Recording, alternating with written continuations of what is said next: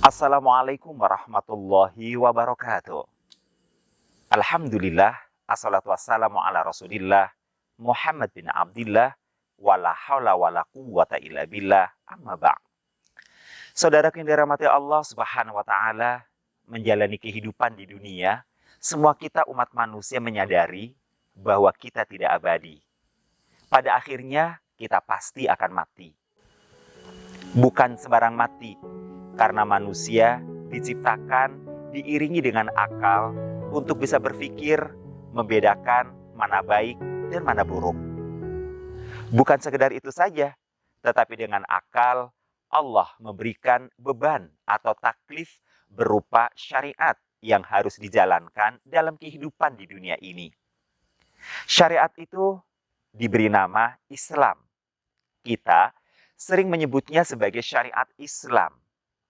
Itu artinya amanat kehidupan yang kita jalani di dunia ini harus betul-betul sesuai atau on the track dalam ruang lingkup syariat Islam.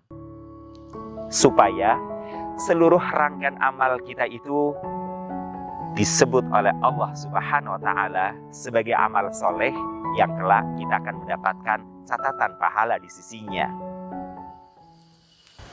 Untuk itu pula dibutuhkan adanya keimanan yang mendalam terhadap syariat Allah Subhanahu wa taala.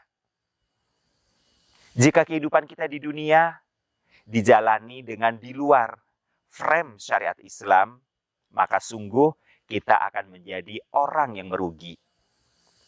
Allah Subhanahu wa taala mengingatkan kepada kita. Dalam surah Al-Asr ayat 1 sampai 3 tegas Allah menyebutkan, A'udzubillahi minasyaitonir rajim. Wal 'asr. Innal insana lafi khusr. Demi masa, sesungguhnya seluruh manusia hidup dalam keadaan merugi.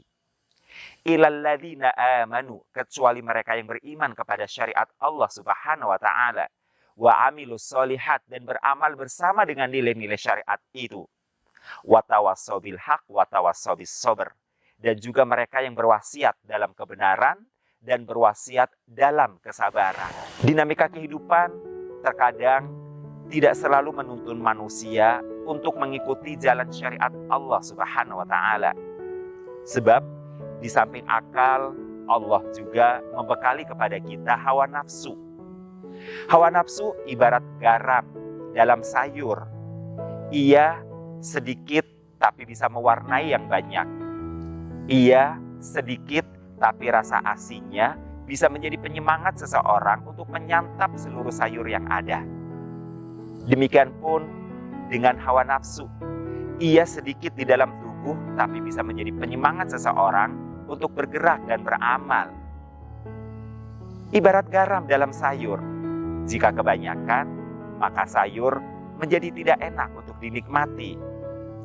Demikian pun dengan dorongan hawa nafsu. Jika ia terlalu banyak dan keluar dari syariat Allah Subhanahu wa taala, maka bukan jalan kebajikan yang ia tempuh. Ia justru akan menempuh jalan kesalahan, jalan kesesatan, jalan kemaksiatan. Meskipun seseorang itu terlahir dari keluarga mukmin, dari keluarga muslim. Jika hawa nafsunya jauh lebih dominan dibanding kekuatan iman di dalam dadanya, tak urung seseorang itu pun kemudian akan melakukan perbuatan-perbuatan yang buruk. Tak ayal pula putra-putri muslim yang terlahir dari keluarga Islam, sebagian mereka kemudian na'udzubillahi min dzalik terjerembab dalam amal-amal keburukan. Sebagian mereka ada yang terjerat dalam persoalan narkoba, pergaulan bebas, ataupun kemudian perjudian, pencurian, perampokan, bahkan tak terkecuali perbuatan nista lainnya berupa pemerkosaan, na'udzubillahi min dzalik. Fenomena ini muncul disebabkan adanya dominasi hawa nafsu. Oleh karena pula, dalam interaksi sosial putra-putri muslim kapan dan dimanapun mereka berada, dibutuhkan di tengah mereka tausiah, adanya sosok-sosok orang yang mau berwasiat dalam kebaikan dan berwasiat dalam kebenaran.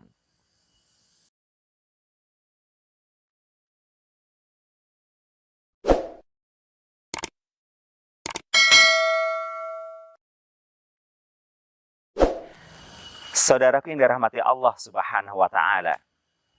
Itulah kenapa kemudian tausiah atau berwasiat sangat dibutuhkan. Dalam surah Al-Asr tadi Allah menyebutnya tawassobil haq, tawassobis sabr. Nasihat dalam kebenaran dan nasihat dalam kesabaran.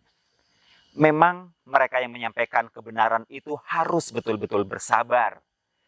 Bersabar dalam arti bertahan dalam urusan terus-menerus menyampaikan kebenaran itu sendiri, sebagaimana bersabarnya para ahlul maksiat dalam terus-menerus mereka melakukan kemaksiatannya.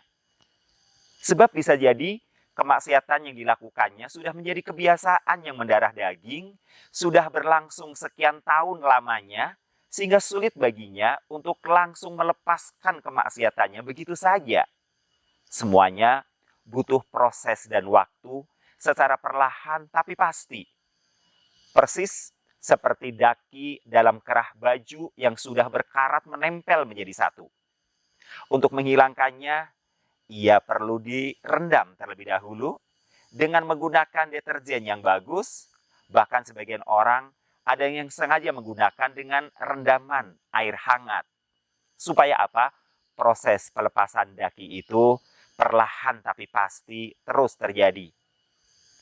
Wajar pula ada kalanya memang pemberi tausiah itu mendapatkan umpan balik yang juga memanaskan dirinya sebagaimana panasnya ahlul maksiat ketika mereka mendapatkan nasihat-nasihat. Sebut saja namanya Surya. Ia lahir dari keluarga sederhana. Dalam usia tumbuh kembangnya menjadi remaja, ia bertemu dengan putra seorang konglomerat. Bergaul baik dengan putra konglomerat yang ternyata putra konglomerat ini adalah seorang yang hedonis, seorang yang glamor, seorang yang hidup dengan penuh hura-hura. Maka otomatis Surya pun terbawa. Bahkan Surya menjadi tangan kanan anak konglomerat ini. Pergaulan bebas ia jalani. Mulai dari minuman keras, gonta-ganti perempuan, keluar masuk pub, dan lain sebagainya menjadi rona kehidupan yang terus mewarnainya. Hingga di suatu masa, Surya overdosis meminum minuman keras sehingga ia mabok sampai pada tingkat intrans tidak sadarkan diri selama beberapa hari lamanya. Ia koma. Di dalam komanya itulah kemudian hidayah Allah Subhanahu wa taala datang kepadanya. Khususnya ada ketika seorang ustadz datang menjenguknya membacakan ayat kursi beberapa kali. Di dalam komanya itulah Surya seakan-akan melihat cahaya yang terang, dan di balik cahaya terang itu datanglah sosok seseorang membaca ayat kursi yang ternyata orang itu adalah ustadz yang sedang membaca ayat kursi di sampingnya. Suatu hari ketika dia tersadar, dia bertanya kepada keluarganya, siapakah yang datang menghampirinya, menjenguknya dari seorang ustadz yang pada saat ia dalam keadaan tidak sadar itu. Maka disebutkanlah kepadanya nama seorang ustadz. Ia minta dipertemukan dengan ustadz tersebut. Begitu sang ustadz hadir, Surya pun kemudian menceritakan ruang kehidupannya dalam sejarah perilakunya selama ini. Dan sang ustadz mengatakan, Allah Subhanahu wa taala memanggilmu untuk kembali kepadanya. Tubu ilallahi taubatan nasuha. Kembalilah kepada Allah dengan kembali yang baik. Surya bukan hanya sekali itu saja.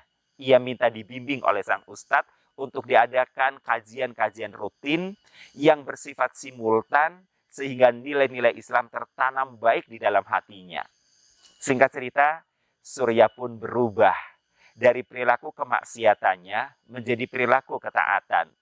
Bukan hanya itu, kesadarannya di dalam berislam kemudian membuatnya ia ingin mengajak sebanyak-banyak temannya yang dulu bergelimang kemaksiatan bersama dengan dirinya, kali ini untuk bisa bersama-sama menekuni jalan syariat Allah Subhanahu wa taala, beramal soleh di atas jalan kebenaran. Saudaraku yang dirahmati Allah Subhanahu wa taala, itulah pentingnya memperhatikan waktu. Hidup kita sangat singkat.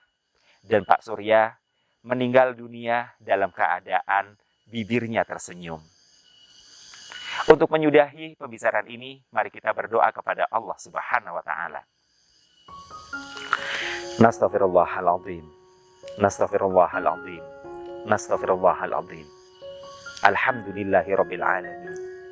Allahumma sholli ala sayyidina Muhammadin nabiyil ummi wa ala alihi wa sahbihi wasallim. Rabbana dhalamna anfusana wa illam taghfir lana wa tarhamna lanakunanna minal khasirin. Ya Allah, ya Rabb, sungguh kami senantiasa menganiaya diri kami sendiri. Masih kurang syukur kami, ya Allah, jika dibandingkan dengan banyaknya nikmat yang telah Kau beri.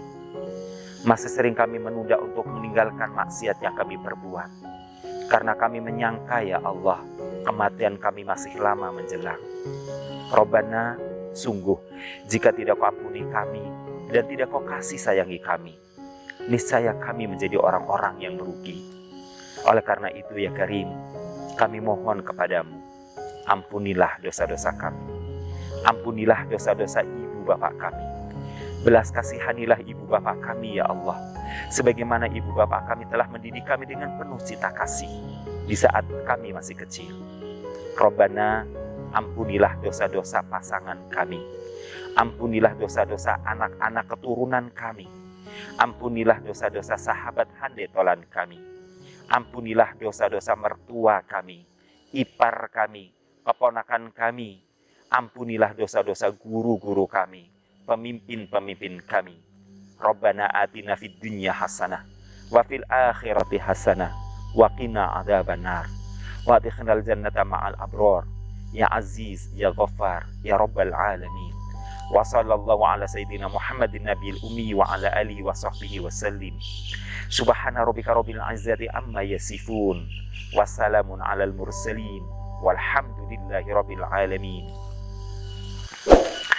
Amin ya rabbal alamin. Bila taufiq wal hidayah. Wassalamualaikum warahmatullahi wabarakatuh.